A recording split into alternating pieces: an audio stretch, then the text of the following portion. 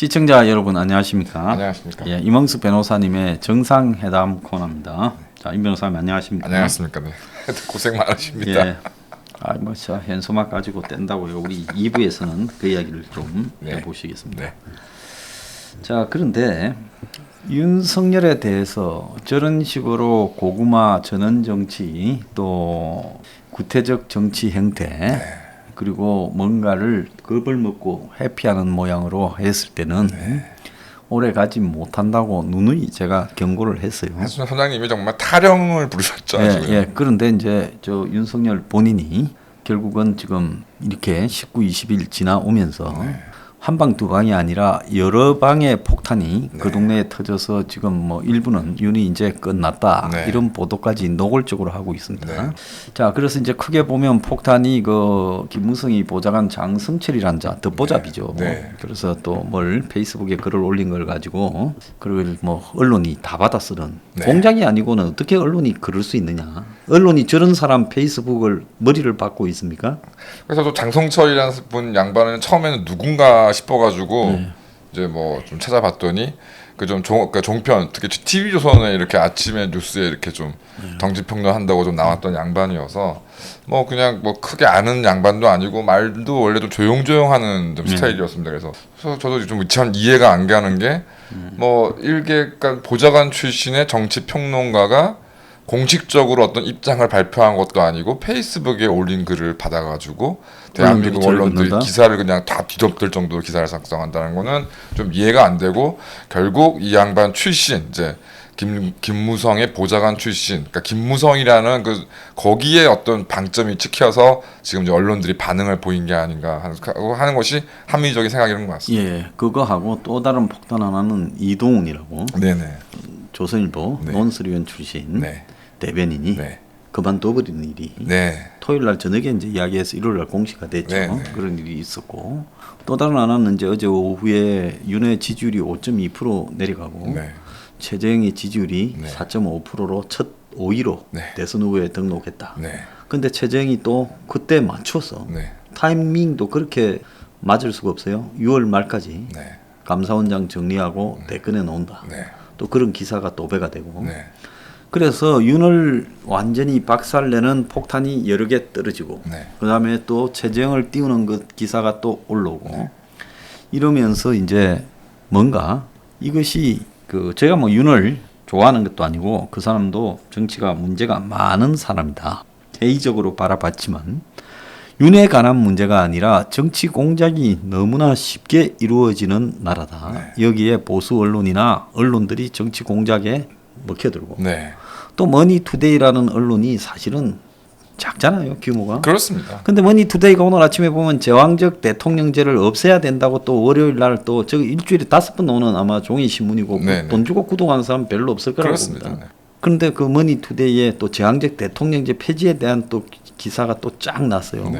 그렇게 하면서 이제 여론조사가 이제 턱 나오고 그러면 이제 이게 밴드 웨건처럼 앞으로 이제 또 그런 이 여론조사 결과가 이제 최재형이를 다른 여론조사 회사가 올리고 언론이 최재형이 몇 프로라고 이제 받아 쓰는 게 쉽게 나오지 않겠습니까? 그래서 야 대한민국은 어떻게 이렇게 엉망인가 정치 공작에 지금 그런 생각이 제가 들더라고요. 그러니까 이제 뭐 장성철이라는 사람의 어떤 개인적인 생각이라던가 뭐 정치적 식견 이런 게 중요한 게 아니라 저는 이제 장성철이라는 사람 이제 배후에 있는 이제 특히 보수 쪽에 가까운 이제 기득권 정치 세력 내지는 뭐 이른바 기득권 세력들에 대한 그 입장이 좀 어떻게 지금 드러나고 있는지가 드러나는데 그 페이스북 글을 이제 기사에 인용된 내용을 보니까 뭐 이제 말씀하신 이제 그런 부분들이 있고 그러면서 하는 얘기가 지난 대선에서 양심상 홍준표 후보를 찍지 못하겠다는 판단과 지금 이제 윤석열에 대한 자기의 판단이 똑같다. 그러니까 결국은 이제 최근에 윤석열 총장이 이제 대선 후보를 각광을 받으면서 이제 일부 좀 보수 지지하시는 분들이 이제 홍준표 의원을 언급을 많이 하고 있는데 장성철 입장에서는 홍준표나 윤석열이나 좀 똑같다. 뭐 이런 식의 입장인 것으로 보여지고요. 그 다음에 쭉 얘기를 하면서 이제 그 윤석열 총장이 김종인님과 같은 최고의 전문가와 거리를 두는 모습에서 알 수 이제 이 정치 아마추어다라는 식의 표현. 결국 이제 김종인과 어떤 노선을 자신의 어떤 생각을 이제 일치시키는 부분. 그다음에 준수톤, 그래서 이준석을 이제 이야기하는 건데 뭐 준수톤의 비단 주머니 3개도 소용없을 듯하다. 뭐 의혹이 3개가 넘는다. 뭐 의혹이 법적으로 문제 없는 것과 정치적으로 도덕적으로 문제되는 것은 다른 차원이다.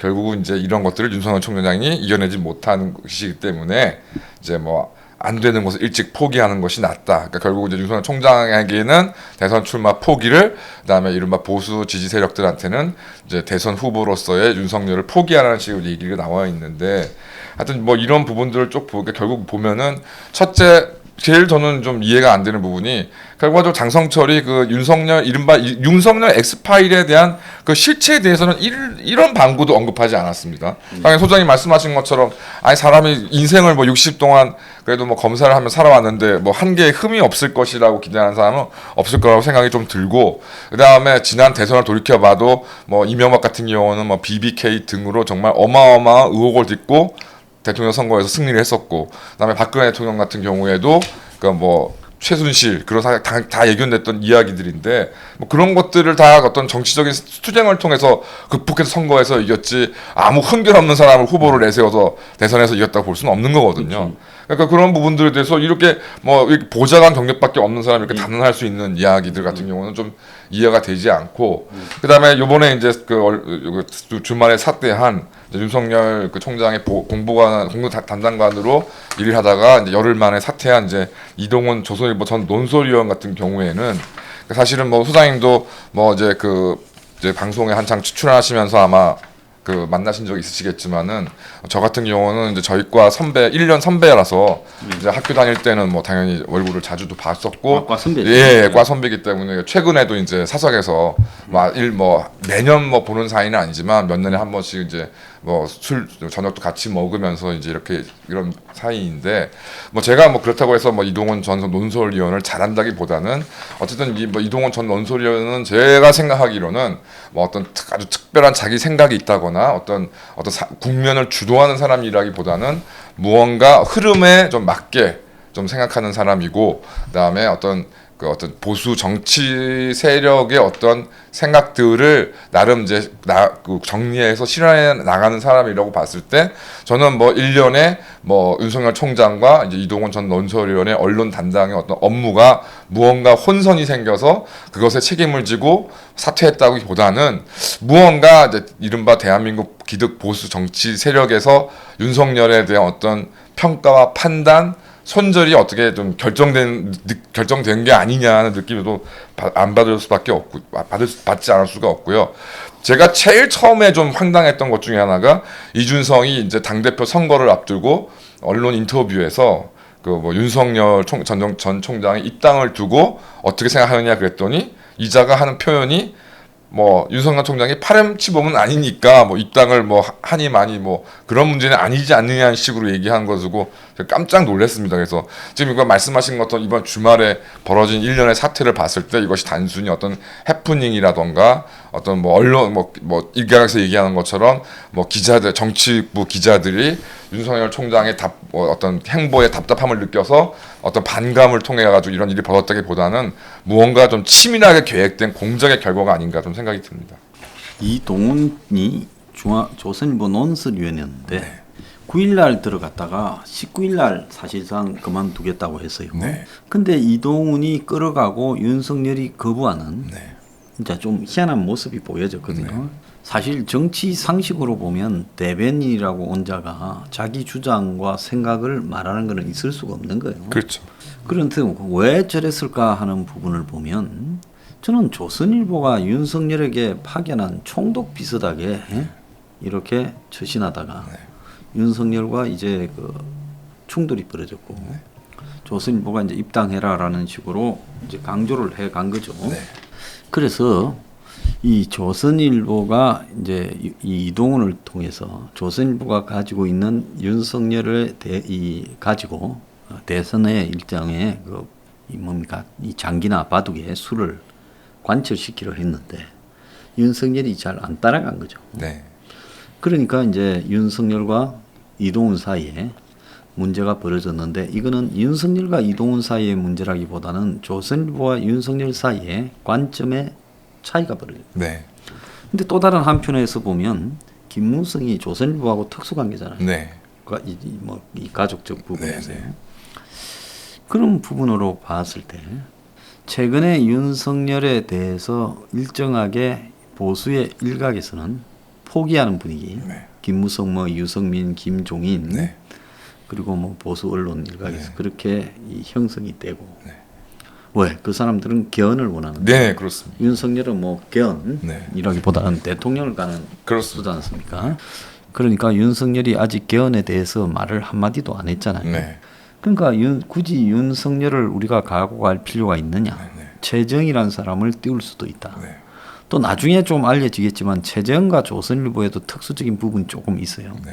그래서 그런 부분으로 봤을 때 장성철이 페이스북 글이 뜨고 그 다음에 이동훈이가 발을 빼고 네. 그리고 여론조사 내용이 머니투데이가 나가고 하는 게 다 하나의 일련 선상에서 봐야 되는 일이지 각계적으로 벌어진 우연한 사건이 겹친 건 아니다. 네. 그걸 왜 그런가 하니 그 장성철이의 별것도 아닌 걸 네. 그것도 무슨 공식적인 무슨 자료도 아니고 그렇습니다. 찌라시를 보고 찌라시 봤죠. 장성철이 본 건 난 10번도 더 봤어요. 찌라시를 보고 그 찌라시를 가지고 장성철이가 단정해서 장성철이는 정치 주역이라기보다는 정치에 어쨌든 코디네이터 이런 수준 되는 사람이잖아요. 코디나 되겠습니까? 코디라기보다 정치에 분발하는 사람. 그렇습니다. 그 정도. 네, 그런 정도로 봤을 때 장성철이가 지 주장을 그래 말했다 해가 그게 온 언론에 그렇게 화제가 될 일이냐. 윤석열이 싫다고 이야기하는 사람 한둘이에요? 그렇습니다. 보수에서. 그렇습니다. 아니 나는 윤석열에 대해서 저기 장성철이 한 이상의 이야기를 100번쯤 했겠는데 네. 단 한 줄도 안 쓰더만. 네. 그러니까 장성철이 포문을 기하러 언론들이 기사가 한 100개쯤 나온 것 같아요. 그래서 제일 많이 본 기사의 1등부터 5등까지의 4개가 네. 그 장성철이 관련 기사예요. 네. 언론들이 조금씩 다르게 쓴 거. 그러니까 어떻게 보면 이제 이동훈 전 논설위원의 사퇴가 이제 그러니까 장성철의 어떤 관한 기사를 더 돋보이게 해주는 완전히 어떤 촉매제가 됐죠. 되고. 예, 연결이 된 것 같습니다. 그리고 상대적으로 보면 제가 사람은 다 밥벌이를 신경을 써야 되는데 조선일보 논설위원을 그만두고 윤석열이한테 갔다가 10일 만에 그만두면 이동훈이는 어디 가서 밥벌이 합니까? 그렇습니다. 그래서 그거는 조선일보가 이동훈이에 대해서 뭔가 알아서 좀 정리를 해줄게 하는 게 아니면 네. 저렇게 튀어나갈 수 있겠어요 사람이? 네, 그것까지는 제가 모르겠습니다만 확실한 거는 제가 아는 이동훈 조선일보 전 논설위원이 어떤 자리를 옮기는 데 있어서 이렇게 쉽게 가볍게 결정해서 움직이지는 않는 사람으로 제가 알고 있고 또 거듭 말씀드리지만 그 양반이 어떤 독자적인 어떤 자신의 신념이라던가 이런 것들을 관철시켜서 이제까지 인생을 살아온 사람은 저는 아니라고 생각합니다. 그래서 그래서 그 어떤 윤석열 총장의 공보관으로 갔던 것과 그다음에 이번에 사퇴하게 된 것 모두가 어떤 조직적인 어떤 논리에 따라서 따른 것이라고 생각하지 개인적인 어떤 선호 불호 이런 것은 아니다라고 생각합니다. 나도 그 부분을 좀 본 거 방송할 때 패널로 옆에 있어서 같이 몇 번 했지만 패널의 기술적 인물이지 네네. 자기가 어떤 걸 승부를 던지고 과감하게 처신하는 네. 그런 인물은 아니라고 네네. 보고 있거든요. 네네. 근데 굉장히 우연한 일들이 벌어졌다 이렇게 보이고요. 그 다음에 이제 전형적으로 보면 총대 메고 작은 여론조사 하나가 작은 언론이 부담이 없으니까 네. 확 찔러주는 역할을 하고 그걸 가지고 이제 주변이 다 때리는 이런 일들은 전형적으로 하는 일이거든요. 네네. 미국의 선데이 저널이 촌대를 맨다든지 네네네. 머니투데이가 보도를 한다든지 아시아 경제 이런 언론들 있잖아요. 네. 전형적으로 그런 일들을 잘 하는 그런 이 포맷이 있어요. 네. 그래서 그 포맷에 보면 최정희를 이제 여론조사에 넣어야 되는 사람들이 이래 이야기하죠. 그 사람 평은 좋지만 여론조사에서 잡히겠나? 네. 이런 걱정을 많이 했는데 오늘날 한 언론이 윤석열이 내리간 만큼 최정희한테 나왔대라는 여론을 넣는데 그걸 작정하고 안 넣으면 사람들이 그걸 어떻게 답을 합니까? 그렇습니다. 그러니까 작정하고 넣은 거죠. 네. 물을 때. 네. 그건 다분히 의도적이라고 봐야 되는 거죠. 하여튼 이거 뭐 소장님도 뭐 방송에서 계속 말씀하시는 거지만 저도 최재형 감사원장의 어떤 인품이라던가 이제까지 살아온 행적이나 이런 거에 대한 신뢰는 뭐 저도 당연히 좀 있습니다. 근데 이제 문제는 이제 말씀하신 것처럼 이제 이 분이 이제 정치인으로서 이제 어떻게 이제 등장할 것이냐의 문제인 건데 저는 뭐 개인적으로 막 특히 정의화가 뒤에 나와서 지금 소문 다 나 있잖아요. 예, 그래서 뭐 정의화란 사람의 이전 행적을 보게 되면 다 뻔할 뻔짜인 상황인 건데 이런 사람이 어떤 정치적인 어떤 지원에 힘입어서 대두되는 최재형 감사원장의 정치인으로서의 성장은 뭐 한계가 있을 수밖에 없다고 생각이 좀 들고 결국은 이제 저는 이 사태를 초래한 거는 가장 뭐 넘버원 책임은 윤석열 본인이라고 생각합니다.